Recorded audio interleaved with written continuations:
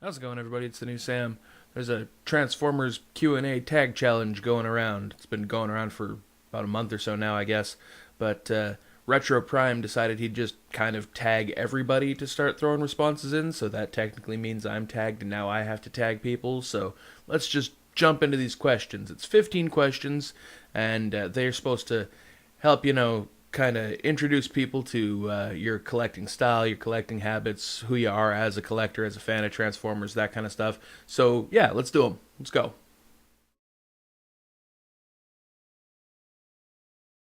Now, most people, for their favorite toy, are probably going to pick something nostalgic or big and fancy, expensive, some third party city bot or some other nonsense like that.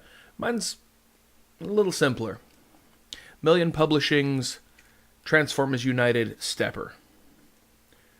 Now, this is made with the 2010 Jazz mold, which was a fantastic figure. I love Stepper's colors and the included Target Master. I've got like 3 or 4 of this guy now from various releases of Cyclonus and whatnot. But no, altogether, really nice package and just a fun figure. He's my favorite. Moving on. It's a toss-up because I don't exactly remember which one cost more, but I think it was this one. Encore number 23, Fortress Maximus. He's still in the box right now because I don't have anywhere to put him.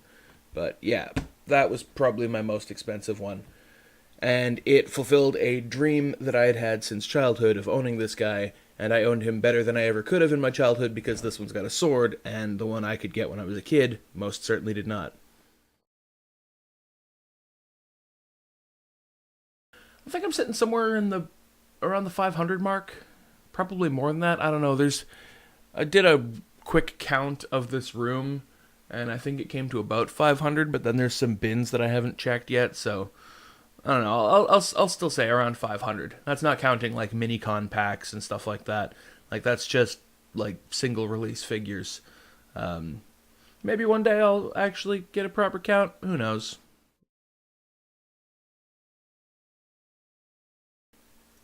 I was gonna go a bit goofy and say something like, "Oh, I don't know, the jump starters," because they're not particularly good figures, but at the same time they got a fun little gimmick on how they flip and transform and whatever else. And then I remembered that I have this guy, Titanium Series War Within Optimus Prime. This thing is just a floppy mess of diecast that's too heavy for the joints that it has, and it's just a mess. And his arm fell off. Whatever.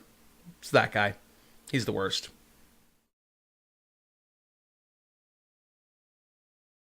The best and worst place to find Transformers? Well, the best place is clearly on the internet. You can find anything these days. You know, so many sites, so many sellers, so many places. But I like to go hunting for toys. And honestly, there's a Walmart that's like 5 minutes from my house that like occasionally just has like fucking gems show up. They've got the entire Studio Series Wave 1 right now. I want that Blackout. I'm broke as shit. I can't get that Blackout, but I want that Blackout. And because I live in Canada, we still have Toys R Us, so that's another great place to go and check, depending on which one you check. As for the worst place to find Transformers, Port Hardy, British Columbia. I lived there for 20 years. It was terrible. The figure I want the most. So let me tell you a little bit of a story. I started collecting, like properly collecting, when RID 2001 came out. And that shelf right up there, that's my RID shelf. Although you can see War for Cybertron, Fall of Cybertron, Shockwave standing there right now. That's just because I was doing some photos with him and I put him up there just kind of for safekeeping. I don't really have a shelf that he goes on right now. Anyway, that is the series that started me collecting. And this guy right here was the first big thing that I got in my collection. But the figure I really want is the Lucky Draw Black versions of these guys. I want Lucky Draw Black Godfire Convoy. If I got that, because this is basically where my collection started, that would be where my collection ended, because literally where could I go from there? Nowhere. That would be it. I would have to stop collecting if I got that figure. Still really want it. Oh, that's easy. A new Bonsaitron. And I'm not talking just like a repaint of another character into Bonsaitron. I want an actual, legit, new, fully realized Bonsaitron. I don't care if he transforms or not. I mean, the original was an Action Master. He doesn't need to transform. He can come with a bunch of shit that transforms that he, like, combines with or something. I don't know. Just give me a new Bonsaitron.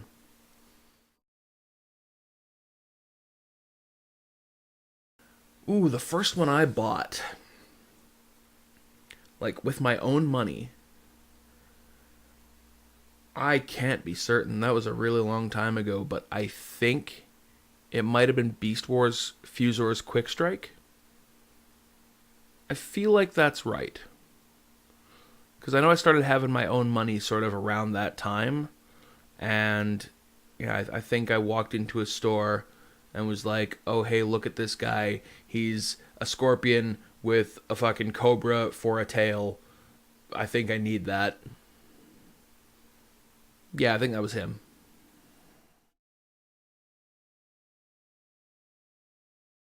Official or third party, and who's the best third party? That's two questions. Everybody knows that's two questions. I mean, there's a lot of third party figures out there that are absolutely fantastic. And given the time, money, and space to deal with all of that, I would love to get so many of them. But if I'm not buying official, I'm not supporting the brand. And if I'm not supporting the brand and it goes away, I have no one to blame but myself. So I'm going to have to go with official on that one. As for who my favorite third party is, I mean, like most people with the third party scene, I got started with stuff like, Fans Project City Commander and then some of their subsequent releases. They've always been pretty consistently good quality. But then you get people like Meg Toys who showed up with their Battle Tanker and then they moved on to making their own. Like, has anybody seen Thunder Manus? That thing is amazing. Then you get MMC. MMC's got so many good things going.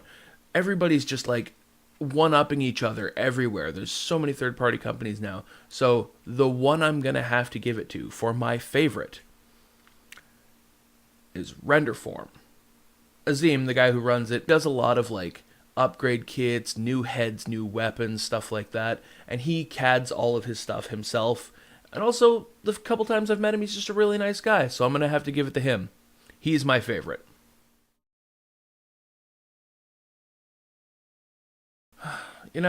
Like I said about the official versus third-party stuff, if I'm not buying the official things, then I'm not supporting the brand. But that said, some of the things that get knocked off are a little bit tempting. Like, I would potentially go out and buy a KO of Masterpiece Ratbat to avoid having to buy an entire Masterpiece Sound Blaster to get Masterpiece Ratbat. It's like spend several $100s on an MP for not the MP itself, but the accessory he comes with, or spend $15 on a knockoff Ratbat, and I know which one I'd rather do. So I guess I give them a bit of a pass, but there's still that, it's a knockoff.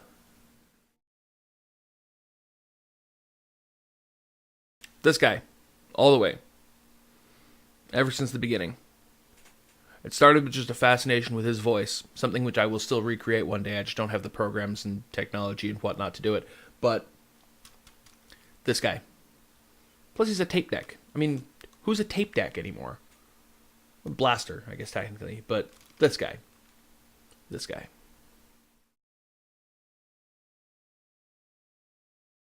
Now when you say series, that could mean a lot of things. A toy line could be a series. A line of comic books could be a series. An animated series could, of course, be a series. A film franchise could be a series. I mean, that one's not my favorite, obviously. But for the other three, I think I'll go with favorite toy line, RID 2001, because it got me collecting. Favorite comic series, More Than Meets the Eye, and its continuation, Lost Light. Cartoon series, that's a tough one. It's either Transformers Prime or Beast Wars. Both are well written, have good characters, have actual, weight and consequences to the decisions that some of these characters make. A few of the episodes are a little lighthearted and goofy, while some are very, very serious. To me, they're both really, really good shows. But I think in the end, I've got to give it to Beast Wars just for nostalgia's sake. So yeah, favorite series, Beast Wars.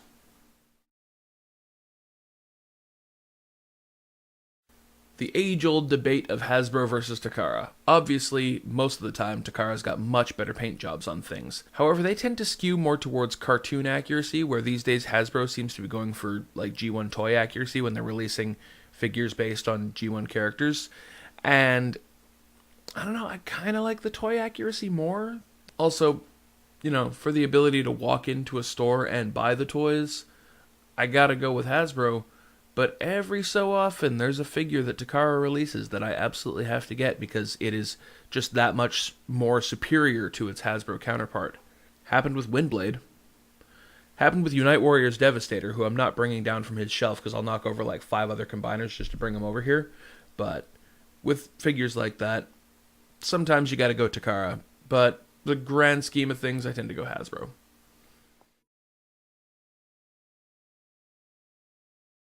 I'm going to level with you. I think over the years, in its old age, my hate boner for the Michael Bay movies has gone a little soft. I mean, yeah, the movies are garbage. There's no denying that. The first movie was a novelty, the second movie was and then it just kind of started getting worse from there. More detached from anything remotely good. But I find I can't bring myself to hate them anymore. I'm more apathetic.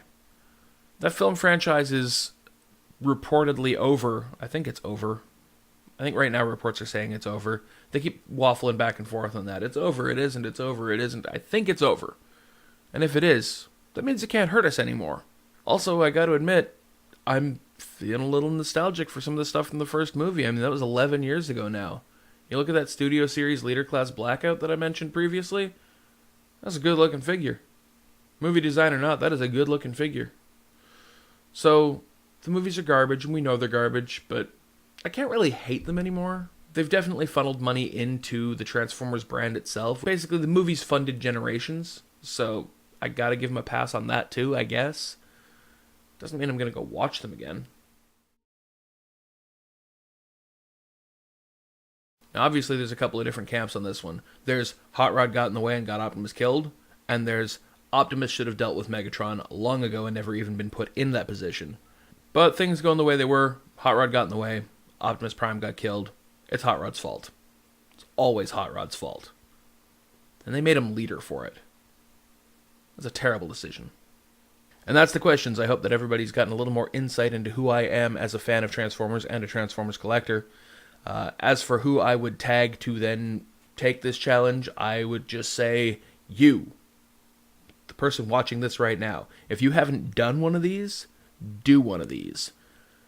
Either that or just, answer the questions down in the comments below. You could do that too, but no, I want to see some videos.